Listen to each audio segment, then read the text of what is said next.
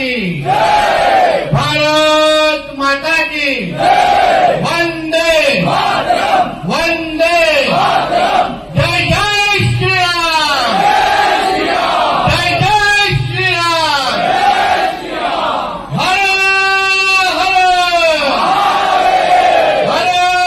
हर।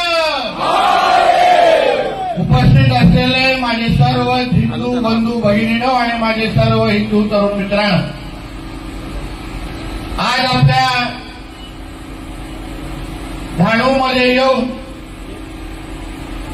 आपण सर्व आमच्या हिंदू समाजाच्या बंधू भगिनींना आज आवर्जून भेटण्यासाठी आलेलो आहे। भेट कशासाठी होती आणि कोणाच्या जिरवण्यासाठी होती हे आपल्याला माहितीच आहे।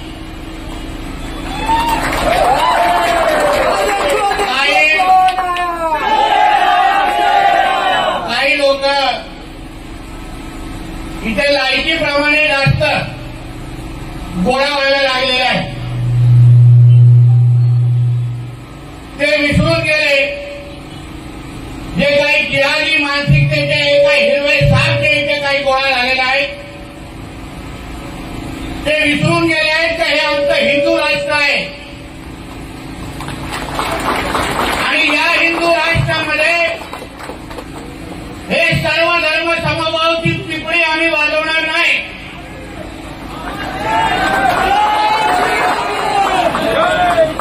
हे गंगा जमुना तैजीब टाका कुठला तरी भोकाट आमच्या इथे चालणार नाही।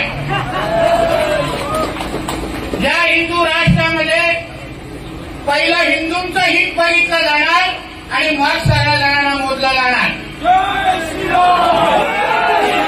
आणि आज या महाराष्ट्रामध्ये हिंदुत्वाने विचाराचं सरकार तुमच्यासारख्या असंख्य हिंदू समाजाच्या लोकांनी निवडून दिलेलं आहे। मी इथे कुठला आमदार किंवा मंत्री म्हणून तुम्हाला भेटायला आलो नाही, पण एक हिंदू म्हणून तुम्हाला ताकद देण्यासाठी आलो हे लक्षात ठेवा।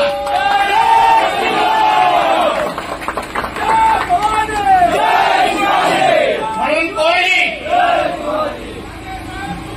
जे कोण माझं भाषण ऐकत असतील, कारण का मला माहिती आहे मस्जिद में चुप चुप के हमारा भाषण सुनते हैं सब लोग।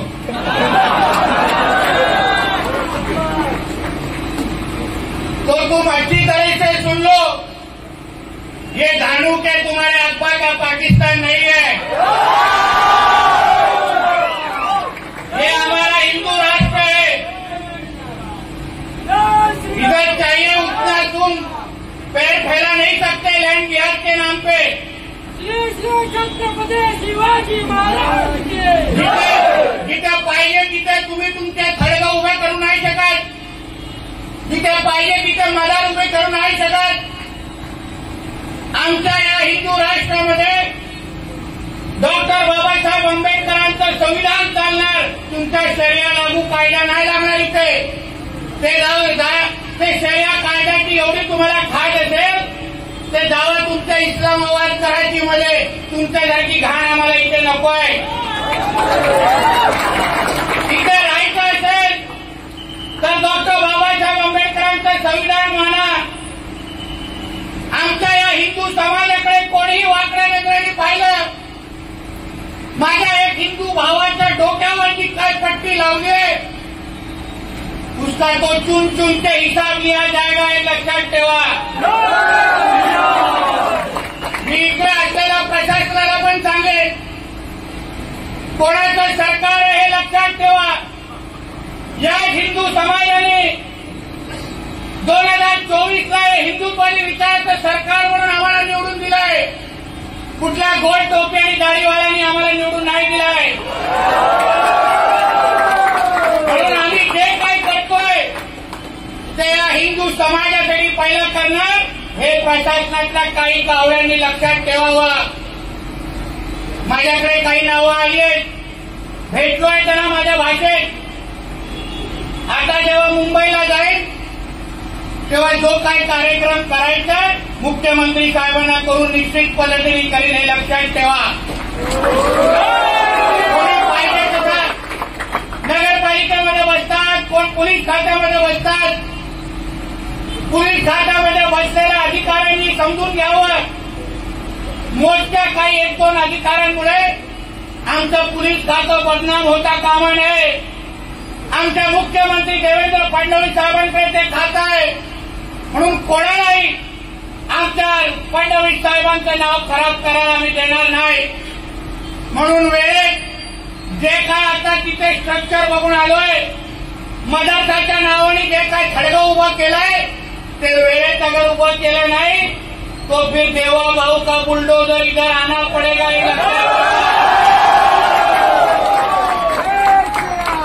आणि मग तुमचे नाही येणार मूल्य मोलवे वाचवण्यासाठी कोणालाही लक्षात ठेवा. मग आम्ही कसणार भगवादारीत आहे, आम्ही कसणार इथे. म्हणून जे नियम कायदे आहेत ते प्रत्येकाने पाळावेत. आमच्या सणासुदीमध्ये आम्ही आमच्या दिवाळीच्या वेळेत आम्ही अगर आमच्या घराच्या बाहेर पण अगर फटाके वाजवणार नाही तर मग काही तुमच्या शुक्रवारी वरती आलेल्या सिलेंडरच्या खाली वाजवायचं काय. मग तिथे सिलेंडरच्या खाली फटाके लावले तर फुटले तर आम्ही काय करायचं. काय त्याला काय आहे औषध. मग यापेक्षा तुम्ही तुमचे सिलेंडर तुमच्या इकडे उभे करा, आम्ही आमच्या इथे फटाके फोडतो. आम्ही नाही करत अशी मस्ती तुमच्या ईद आणि मोहरमच्या वेळेस करतो का आपण. गपचूप करतात ना ते लोक त्यांच्या मिरवणुका आणि सगळ्या त्यांचे जुलूस. अगर झाडूच्या हिंदू समाजाने ठरवलं तर एक पण इथे जुलूसची मिरवणूक निघणार नाही, एवढी ताकद त्या सगळ्यांमध्ये आहे. पण आम्हाला वातावरण खराब करायचं नाही. आम्ही तुम्ही जसं आपल्या सणासुदी साजरा करतात, तुमचे ईद आणि मोहरम साजरा करतात, तसं आम्ही पण आमचे दिवाळी आणि आमचे सण साजरा करतो. मग तिथे काही मस्ती होता कामा नये. म्हणून काही गोष्टी मी इथे जेव्हा आलो तेव्हा काही लोकांना समजलं पाहिजे. मी असाच येत नाही, मी व्यवस्थित तयारीमध्ये येतो हे लक्षात ठेवा.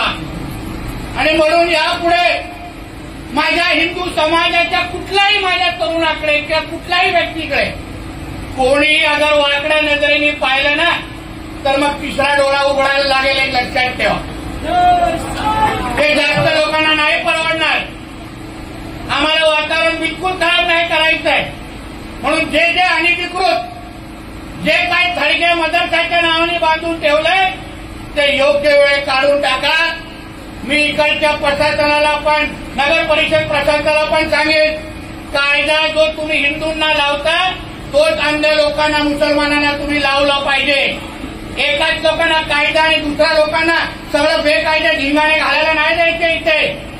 म्हणून ह्या निमित्ताने आपण सर्वजणांना मी एवढाच विश्वास देतो की सरकारचा प्रतिनिधी म्हणून एक हिंदू समाजाचा नागरिक म्हणून तुम्हाला विश्वास देतो की कोणीही तुमच्याकडे वाकड्या नजरेने बघणार नाही.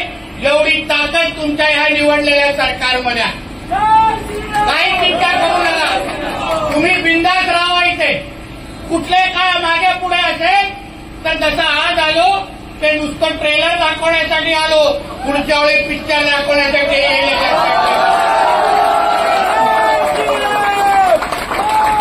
आणि माझा पिक्चर खूप लोकांना नाही परवडणार. बिना तिकीटचा असतो एक लक्षात घे. म्हणून परत एकदा आपण सर्वजण इथे आलात, माझं स्वागत केलं, जेवढ्या मोठ्या संख्येने जमलात.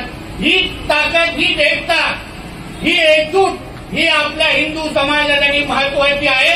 ज्या ज्या माझ्या हिंदू समाजाच्या तरुणांनी त्या दिवशी एकत्र आले आणि त्या दिवशी ते फटाके फोडले त्यांना मी मनापासून त्या सगळ्या वीर तरुणांचं मी मनापासून अभिनंदन करतो. या अशाच एकजुटीमुळे हिंदू समाज त्याकडे कोणी वाकड्या नजरेने बघू शकत नाही. म्हणून परत एकदा आपल्या सगळ्यांचे आभार मानतो. इथेच सांगतो, जय हिंद, जय महाराष्ट्र आणि होत आहे जय जय श्रीराम.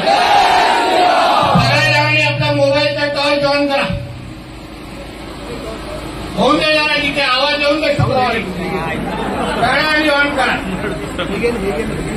बोलायचं